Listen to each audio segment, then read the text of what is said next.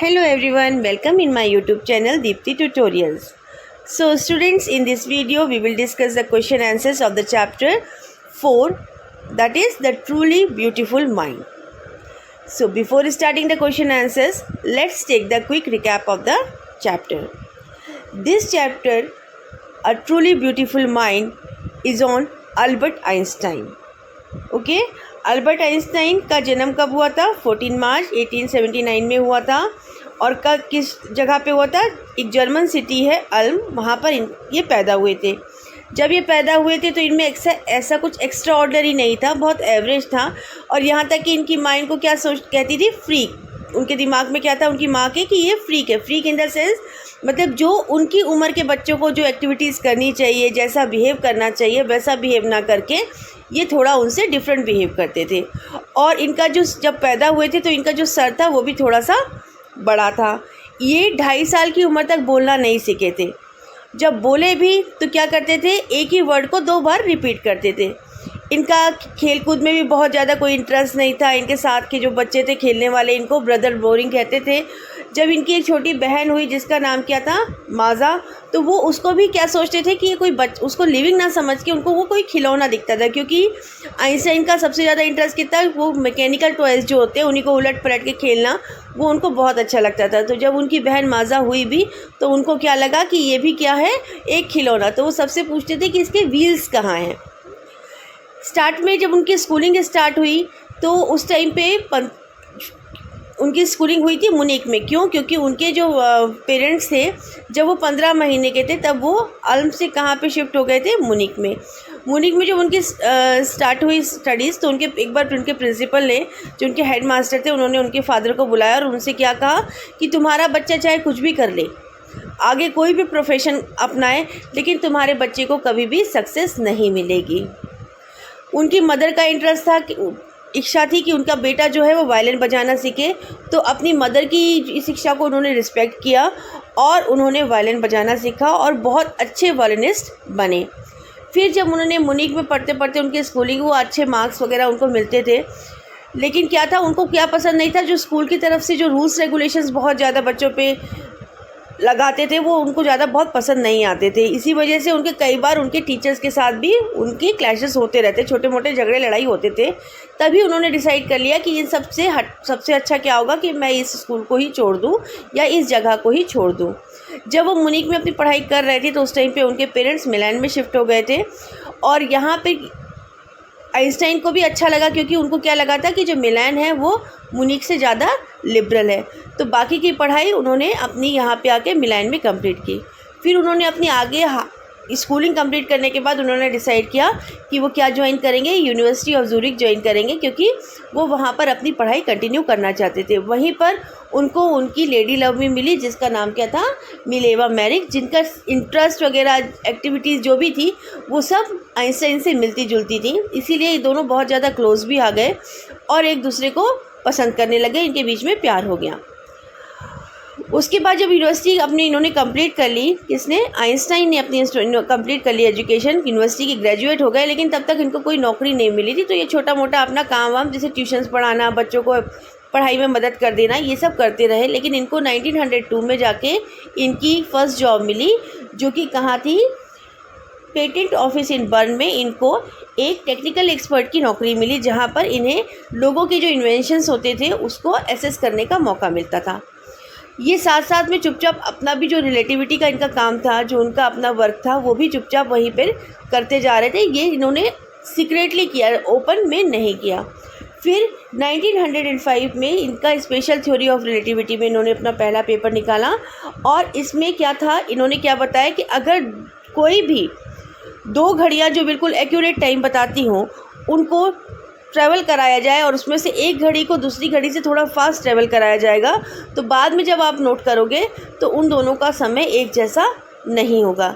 इसी थ्योरी पर से रिलेटेड एक जो फेमस फार्मूला है E=mc², ये आया, जिसमें E is for energy, M for is mass और C for is speed of light. ये फार्मूला इनकी इसी थ्योरी पर से निकला। उसके बाद आइंस्टाइन का क्या था? आइंस्टाइन की जो लव लाइफ थी वो आइंस्टाइन चाहते थे कि जैसे ग्रेजुएशन उनका कंप्लीट हुआ था वो मिलेवा से शादी करना चाहते थे, लेकिन उनकी माँ इसके अगेंस्ट थी। क्यों अगेंस्ट थी? क्योंकि उनको क्या लगता था कि मिलेवा उनसे, एक तो आइंस्टाइन से 3 साल बड़ी थी और दूसरा मिलेवा भी काफ़ी इंटेलिजेंट लेडी थी और काफ़ी पढ़ाकू थी, तो उनको ये लगता था कि शायद इन लोगों की लाइफ अच्छे से नहीं चल पाएगी। फिर भी इन लोगों ने शादी करी 1903 में। इनके 2 बेटे भी हुए, लेकिन वही मिलेवा जो थी वो भी आगे अपना कैरियर बनाना चाहती थी, वो भी अच्छी एम्बिशियस लेडी थी। लेकिन जब वो घर गृहस्थी में फंस गई, लड़के बच्चों में फंस गई, तो वो अपने काम को आगे नहीं कर पाई। इसी कारण उसको क्या हो गया, मेंटल डिप्रेशन हो गया। इस डिप्रेशन के कारण आइंस्टाइन और मिलेवा में बहुत ज़्यादा लड़ाई झगड़ा होने लग गया। Then they finally decided to get the divorce, और 1919 में इन लोगों ने डिवोर्स कर लिया। और आइंस्टाइन ने फिर उसी साल किससे शादी कर ली, अपनी कज़िन माजा से। इस बीच में इन्होंने इनका जो कैरियर था, जो पीक पे था आइंस्टाइन का, इन्होंने 1915 में अपना पब्लिश किया paper general theory of relativity में। इसने इनको इतना ज़्यादा प्रसिद्ध कर दिया कि इनको इसके कारण नोबेल प्राइज़ भी मिला आइंस्टाइन को। फिर जब इन्होंने देखा आइंस्टाइन ने कि जर्मनी में किसका राज होने लगा, नाजीज़ का राज होने लग गया, तो इन्होंने वहाँ से शिफ्ट करने का डिसाइड किया। और ये कहाँ शिफ्ट हो गए, यूनाइटेड स्टेट्स में। और नाजीज़, इन्होंने जब लड़ाई झगड़ा हो रहा था तो उस टाइम पे एटॉमिक बम का यूज़ होने का चांसेस था, तो इन्होंने वहाँ के प्रेसिडेंट को, यूनाइटेड स्टेट्स के प्रेसिडेंट को इन्होंने एक लेटर भी लिखा अपना तरफ से, वार्निंग लेटर, कि भाई अगर आप एटॉमिक बम यूज़ करोगे तो ये बहुत ज़्यादा विनाश करेगा, सिर्फ उस जगह पे ही नहीं जहाँ पे ये गिराया जाएगा, बल्कि आसपास के कई शहरों देशों को भी बर्बाद कर देगा। लेकिन इनकी बात नहीं मानी गई और लड़ाई हुई, और जिसमें अमेरिका ने एटॉमिक बम भी बनाया और जापानीज़ सिटी हिरोशिमा और नागासाकी में 1945 के वॉर में अमेरिका ने ये बम को भी गिराया, जिसके कारण आइंस्टाइन बहुत ज़्यादा परेशान हो गए। तो उन्होंने अब की जो पहला लेटर उन्होंने प्रेसिडेंट को लिखा, उसका कोई वैल्यू नहीं दिया, उन्होंने कोई ध्यान नहीं दिया। तो इन्होंने इस बार लेटर किसको लिखा, यूनाइटेड नेशन को लिखा, कि एक ऐसा कोई कंट्रोलिंग पावर होना चाहिए जो देशों को इस एटॉमिक बम या ऐसी ही चीज़ों जो भारी नुकसान कर सकती हैं, जो मनुष्य की जान के लिए ख़तरनाक हैं, उनका यूज़ करना या उनका बनाना को कंट्रोल कर सके। इसी चक्कर में इनका जो आइंस्टाइन थे, इनका इन्वॉल्वमेंट काफ़ी ज़्यादा किसमें तरफ हो गया, पॉलिटिक्स की तरफ हो गया। और पॉलिटिक्स में भी उन्होंने अपना नाम और अपनी प्रसिद्धि का इस्तेमाल किसमें किया, लोगों को, देशों को समझाने में किया कि अगर ऐसी कोई भी चीज़ जो कि जैसे एटॉमिक बम हो गया, जो कि बहुत ज़्यादा नुकसान पहुंचा सकती है या तबाही ला सकती है, उनका इस्तेमाल ना करा जाए। फिर इनकी डेथ कब हुई थी, 1955 में डेथ हुई, जब कितने साल के थे ये, 76 ईयर्स के थे। इनको एक उपाधि दी गई वर्ल्ड सिटीज़न की, एक महान वैज्ञानिक तो ये थे ही, साथ में इनको वर्ल्ड सिटीज़न की उपाधि दी गई, क्योंकि इन्होंने जो विश्व की शांति और प्रगति के लिए सोचा और कार्य किया। तो ये चैप्टर था। अब हम इसके क्वेश्चन आंसर्स कर लेते हैं। First question is, who had this opinion about Einstein. आपको बताना है आइंस्टाइन के बारे में ये ओपिनियंस किसके थे। ही वॉज बोरिंग, तो ये किसने बोला था, जो उनके साथ खेलते थे बच्चे, वही उनको क्या बोलते थे, ब्रदर बोरिंग। तो ये ओपिनियन किसका था, his playmates.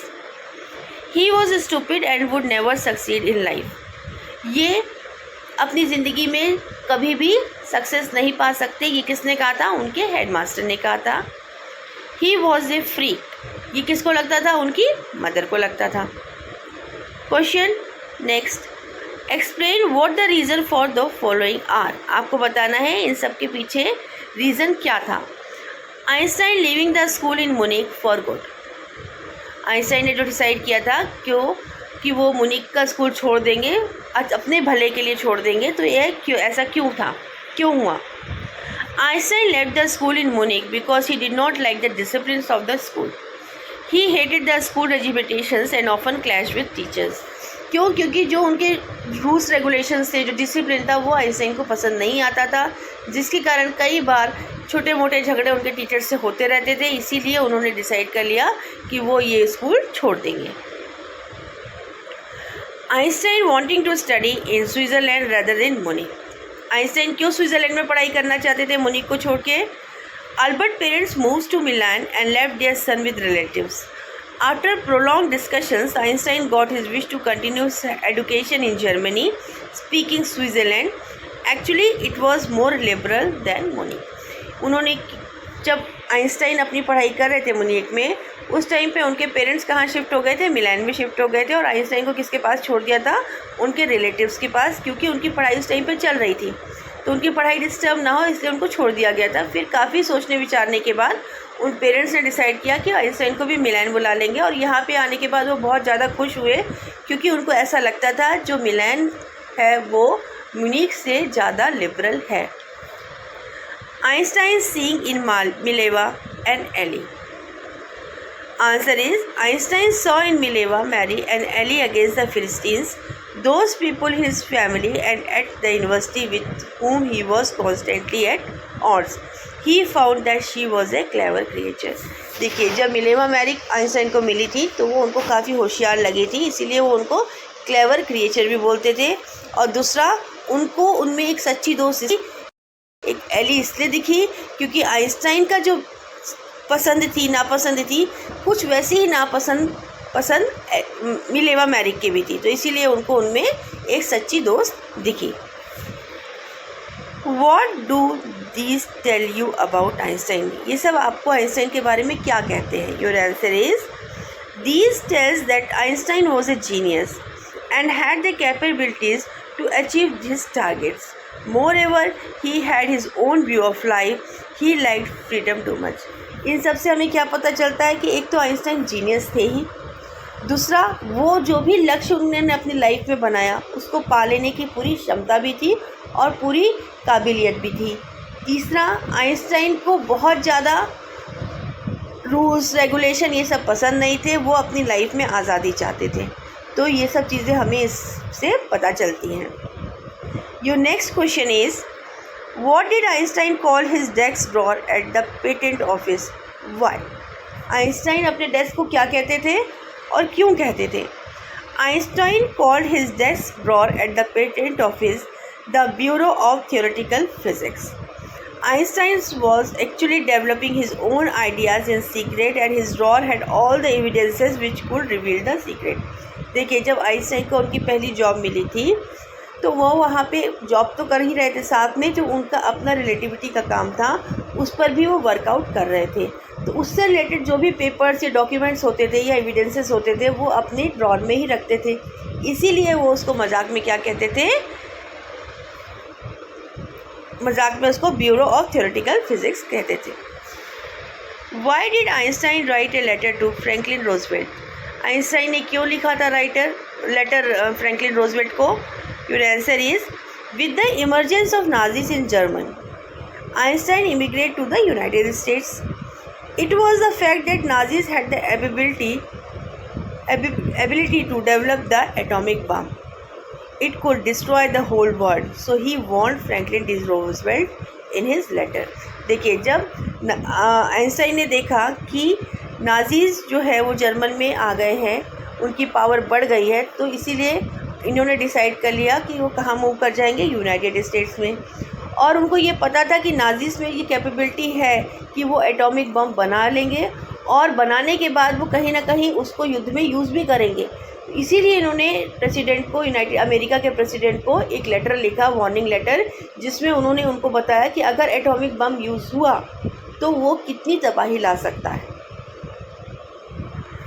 Next question, how did Einstein react to the bombing of Hiroshima and Nagasaki? जब हिरोशिमा और नागासाकी में 1945 में अमेरिका के द्वारा बम गिराया गया था, तो ये तो आपको पता है कि पूरा का पूरा दोनों शहर तबाह हो गए थे, कुछ भी नहीं बचा था। तो इसका इफ़ेक्ट आइंस्टाइन पे क्या आया? Your answer is the atomic bomb devastated the Japanese cities of Hiroshima and Nagasaki. He was deeply shaken by the extent of the destructions and wrote a public missive to the United Nations. जब Einstein को ये पता चला कि America के द्वारा Japanese cities Hiroshima और Nagasaki में यह बम गिराया गया है, और उन्होंने जब समझा कि इसका कितना बड़ा रिज़ल्ट आया या पूरा का पूरा दोनों शहर पूरे तबाह हो गए, तो इससे आइंस्टाइन पूरे अंदर तक दहल गए, हिल गए, और उन्होंने फिर डिसाइड कर लिया कि वो किसको लेटर लिखेंगे, यूनाइटेड नेशन को लेटर लिखेंगे कि वो इसके कंट्रोल, ताकि आगे इसका यूज़ ना किया जाए एटॉमिक बम का, इसके लिए कोई ना कोई उपाय या संगठन बनाए। Next question is why does the world remember Einstein as a world citizen? Einstein को वर्ल्ड सिटीजन के तौर पे क्यों याद किया जाता है? Your answer is the world remembers Einstein as a world citizen because he believed in a universal peace. When there was the rat race for becoming atomic power, he was worried about the aftermath of the bombs. He was really a world citizen who was concerned with the humanity. देखिए Einstein को world, एक तो महान वैज्ञानिक तो वो थे ही, महान फिजिसिस्ट वो थे ही, जिसके कारण उनको नोबेल प्राइज़ का अवार्ड दिया गया था, नोबेल प्राइज़ दिया गया था। उसके साथ साथ उनको एक उपाधि दी गई थी वर्ल्ड सिटीज़न की। क्यों? क्योंकि वो जिस देश में रहते थे, जिस शहर में रहते थे, उसी के बारे में ना सोचते हुए वो पूरे विश्व की शांति के बारे में सोचते थे, और वो लोगों के अंदर या देशों में जागरूकता डेवलप कर रहे थे कि अगर एटॉमिक बम या ऐसी किसी चीज़ का इस्तेमाल किया गया तो ये पूरी मानवता का संहार कर देगा या पूरी मानवता को ही ख़त्म कर देगा। इसी वजह से जो इनके ये आइडियाज़ थे, उनके थॉट्स थे, इसी कारण इनको एज ए वर्ल्ड सिटीज़न याद किया जाता है या ये उपाधि उनको दी गई थी। So these are the question which are given in your Excel book. Now I had selected some extra questions also. Let's discuss them. Your first question is what was Einstein's first job that he got in 1902? Okay, आपको बताना है कि Einstein को जो उनकी पहली job 1902 में मिली थी वो क्या थी. Your answer is he got the job of technical expert in the patent office in Bern. उनको टेक्निकल ऑफिसर की जॉब मिली थी. Next question, when did Einstein presented his first famous paper on the special theory of relativity? उन्होंने अपना जो पहला paper निकाला था special theory of relativity पे, वो कब निकाला था? Your answer is he presented his famous paper on the special theory of relativity in 1905. Next question, why was Albert's mother against his marriage with Mileva? Albert जो Einstein थे, उनकी जो mother थी वो क्यों नहीं चाहती थी कि उनकी शादी मिलेवा से हो? Your answer is she was against this marriage because Mileva was 3 years older then her son. देखिए, सबसे पहले वो इसलिए भी अगेंस्ट थी क्योंकि जो मिलेवा थी वो आइंस्टाइन से 3 साल बड़ी थी, तो उनको लगता था कि वो बहुत ज़्यादा बड़ी एज में है और आइंस्टाइन की एज उनसे कम है. दूसरा, वो बहुत ज़्यादा पढ़ाकू भी थी मिलेवा, तो ये सब चीज़ें उनको लगता था कि आइंस्टाइन की मदर को कि मिलेवा जो है वो किताबी कीड़ा है. तो वो लोग होते हैं जो कि अब बाकी लोगों से थोड़ा डिफरेंट बिहेव करते हैं, उनकी एज की जो लोग जैसा बिहेव करेंगे उससे थोड़ा सा अलग व्यवहार उनका रहता है. तो आइंस्टाइन की मदर को ऐसा लगता था, क्योंकि देखिए आइंस्टाइन ने बोलना भी 2.5 साल की उम्र में चालू किया, और वो जब बोलना चालू भी किए तो एक वर्ड को डबल बार रिपीट करते थे. तो ये सारी चीज़ें कुछ थी. और दूसरा, आइंस्टाइन जब पैदा हुए थे तो उनका सर जो था वो बाकी जो बच्चे होते हैं उनके कंपैरिजन में थोड़ा बड़ा था. यही कुछ कारण थे जिसके कारण आइंस्टाइन की मदर उनको क्या समझती थी? फ्रीक समझती थी. Next question, what was the opinion of the school headmasters about Einstein? School के जो हेडमास्टर थे उनका आइंस्टाइन के प्रति क्या ओपिनियन था, क्या नज़रिया था उनका? Your answer is the school headmaster considered Einstein to be a good for nothing boy. He was of the opinion that Einstein would never succeed in any profession. Therefore, choices of profession would not make any difference in the result of his effort.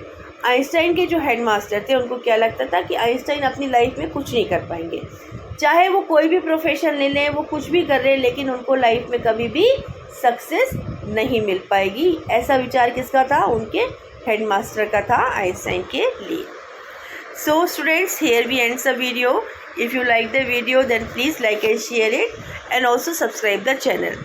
Let's meet in the next video. Till then, take very good care of yourself. Bye.